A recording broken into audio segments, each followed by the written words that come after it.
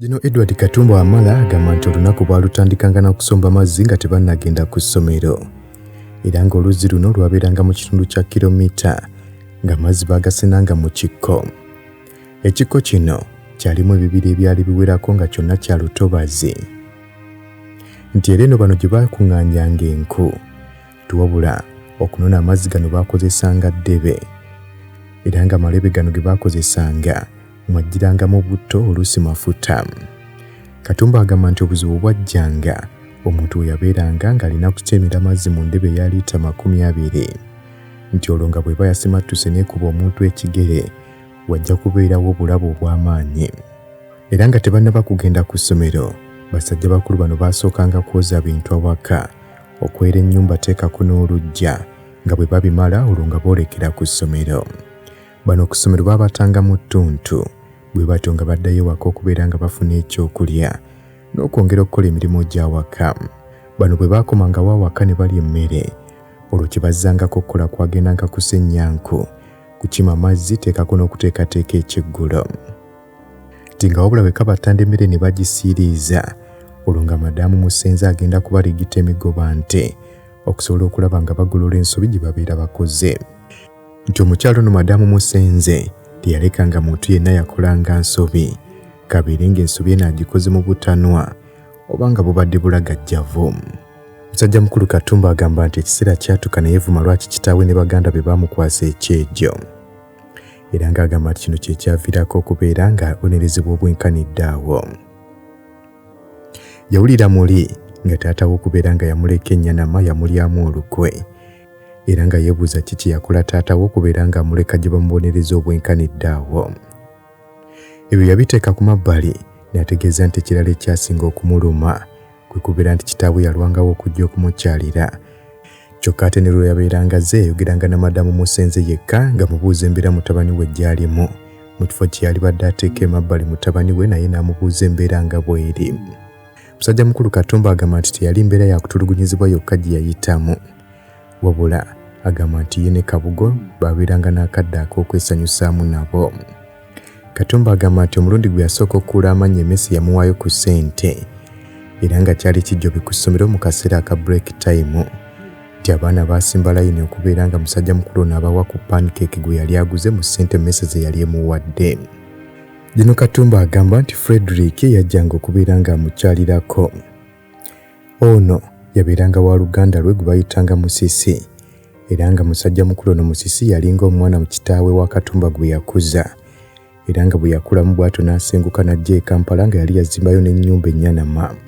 Yadde nga Musisi yali wa luganda lwabwe, obula bano baayitangawo nga bakoma ku kubabuuzaako obubuuza bwe baabeeranga bagenda okukima amazzi, kubanga ebiragiro byali nti tebalina kukyamawo, balina kukoma mu kubabuuzaako obubuuza. Tebutafaananako n'amada ga Madaamu Musenze, ye Musisi awaka we waaliwo abantu abawera, omwali abakulu teekako n'abaana abato. Era nga Frederick yali ayina akagaali ke yavuganga okujja okuubirako kajjambu omusajja mukulu ono Katumba. Madaamu Musenze bw'ataabeereranga waka, musajja mukulu Katumba naye yeemululanga n'ava ewaka n'agenda ne banyumya ne mukwano gw'ono Frederick mu katemerera akabeeranga keesudde. Era nga Frederick ono yadde yali mukuluko okusinga Katumba, emboozi gye baabeeranga nayo teyabeeranga eri awo y'amaanyi, okuggyako okumubuuza ng'essomero nga bwe liri teekako n'ewaka. Ti Frederick yali yeeyisa munneeyisa ng'ey'omwana omukulu bw'alabirira muto we, era nga kino Katumba agamba kyali kimumalira. Ti bwe yajjanga oluusi yamuwangayoko n'ebinusu ebitonotono by'anaalyanga ku ssomero, era nga nkeera yabeeranga musajja mugagga nnyo bwe baabeeranga bamuwadde ebinusu ebyo. Ebinusu by'ebiseera ebyo mu myaka egy'enkaaga byabeerangamu ebituli wakati, era nga muno mwe yayisanga oluwuzi n'abeera ng'abyesiba okubikweka Madaamu Musenze aleke kubirabanga. Katumba agamba nti yadde nga bingi byali bibaddewo ewa Madaamu Musenze, obula kyamuyamba okubeera omusajja eyeetongodde era ne kimusomesa essomo nti asaanidde kukozesa mikono gye okwetuusaako by'abeera ayagala. Era mu kifo kino we yayigira okubeera ng'amanya nti omuntu buli kintu kyonna okukikwatako alina kubeera ng'aweereddwa olukusa, obutafaananako mu kitundu ekyabweza kye yayagalanga ng'akikwatako nga bw'abeera ayagadde nga tamaze na kuweebwa lukusa. nti obukugu buno bwamuyamba nnyo naddala mu magye kubanga omuntu yenna okubeera omudduumizi oba okuweereza obulungi mu magye alina okubeera omuwulize. Nti wabula olunaku lumu ono yasisinkana Frederick eyamutemyako nga sisita wa musajja mukulu ono omukulu Saisoni bwe yali azze okubeera ng'akyalirako famire ya Musisi. Saisoni bwe yalaba musajja webale kunyumirwa byafaayo naye okimanyi nti buvunaanyizibwa bwaffe okulwanyisa omusujja gw'ensiri nga tusula mu butimba naye jjukira nti waliwo ensiri ezituluma nga tetunnaba kwebaka n'olwekyo ezo zeewale nga weesiiga Ropa Free Mosquito Repellent. Tewali nsiri ejja kuluma. Ropa Free Mosquito Repellent ojja kumusanga mu pharmacies nga Africa ewandegeya, Spring ne Camcare ku Wilson Road ne Mega Supermarkets opposite Old Tax Park ne Garden City. Nti wabula olunaku lumu ono yasisinkana Frederick eyamutemyako nga sisita wa musajja mukulu ono omukulu Saisoni bwe yali azze okubeera ng'akyalirako famire ya Musisi. Saisoni bwe yalaba musajja mukulu ono Katumba nga mukyafu yenna ali mu ngoye eziddugala nga n'okutambula tasobola bulungi olw'ebiwundu by'envunza yawulira ennaku katano okukaaba akaabe. Bw'atyo Saisoni teyatemya na ku mukyala Musenze n'akwata omuvubuka ono Katumba n'agenda naye. Ky'oluvannyuma kitaawe wa bano yalaga obutali bumativu ekikolwa Saisoni kye yakola. Wabula Saisoni yayimirira ku magulu ge abiri n'asobolera ddala okukakasa kitaawe era bw'atyo n'asigala ne musajja mukulu ono. Katumba bwe yayingira mu mmotoka ya Saisoni yatuula mu mita egy'emabega. Musajja mukulu ono bamugamba abeere nga akkakkana wansi aleke kubeera ng'abantu bamulaba. N'olw'ensonga eyo omukulu naye kye yakola okusobola okubeera nga yeefunyamu bulungi n'akkakkanira ddala nga tayagala kunyiiza mukulu we ng'ayinza okwekyusa n'abeera ng'amuleka. Muganda we Saisoni yali ne Margaret ti nga Margaret ono naye yali mukkakkamu ate ow'ekisa. Katumba agamba nti Saisoni ono mu kaseera we yasembayo okubeera ng'agenda okubakyalirako Katumba yakaaba ng'alowooza nti taliddamu kulaba ku muganda we ono. Nti baali bakolagana bulungi nnyo era nga yamulabiriranga bulungi awatali buzibu bwonna. Saisoni yali mukwano gwe era nga bwe yakyalabweza omulundi ogwasembayo yawa musajja mukulu ono Katumba t-shirt gye yayambala ne ku lunaku olw'embaga. Saisoni yali ali mu kuvuga emmotoka ekika ky'German eya DKW nga tagirinamu buzibu bwonna n'omulundi n'ogumu.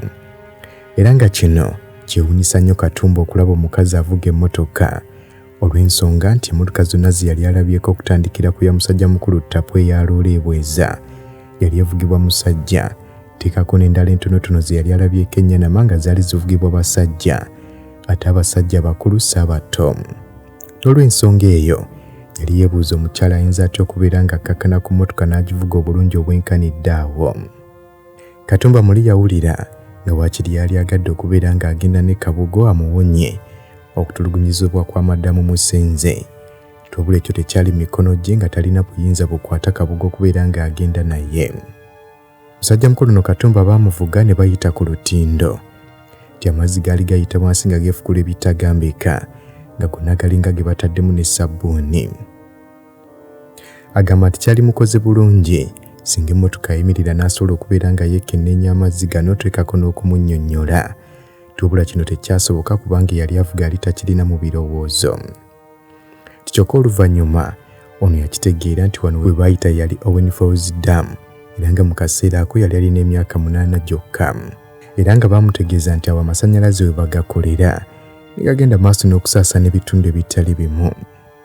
Nti ebiseera ebyo nga bw'obuuza omuganda ludda wa Owen Falls Dam gy'eri ng'ajja kugamba esangibwa Njeru ekitundu ekiri mu Bwakabaka bwa Buganda. Nti ng'ate bw'obuuza omusoga ludda wa Owen Falls Dam gy'esangibwa nga naye ajja kugamba Jjinja ekitundu ekisangibwa mu Bwakabaka bwa Busoga. Wabula ekikulu mu byonna eky'okubanga River Nile y'ensalosalo y'Obwakabaka buno bwombiriri kyali kyangu okubeera ng'omuntu agamba nti ddaamu eyo esangibwa mu makkati mu lusalosalo nga terina ludda lwonna gyegwa mu Bwakabaka buno. Katumba agamba nti wayitawo essaawa ntono nnyo bw'atyo Saisoni n'atuuka mu maka ge agasangibwa e Masese era nga yali nnyumba erabika obulungi ng'ekifo kirimu omuntu abeera alaba bulungi nnyo ku Lake Victoria. Nti amaka galimu ebintu musajja mukulu Katumba bye yali talootangako na kulaba, ng'ekyasooka okumusanyusa kwe kulaba ng'amazzi gali mu nnyumba ne yeewuunya engeri amazzi gano gye gaatuuka mu nnyumba eno. Ng'ebyo bijjeeko, musajja mukulu ne yeekennenya toyireeti eyali mu nnyumba ng'alaba kabookisi katono nnyo kyokka ng'olusulamu obukyafu, ng'omuntu alina bw'anyiga obukyafu buno ne bugenda, era nga yeewuunya nti akabookisi kano akatono kabeera katya nga tekajjula.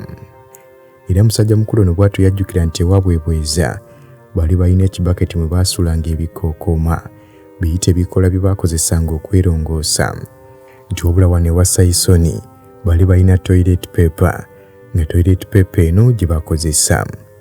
Nti era yeewuunya nnyo okubeera ng'ebiseera ebimu toilet paper zino baazikozesanga okutimba ku mikolo n'okuziteeka ku mmotoka ezaatambuzanga abagole.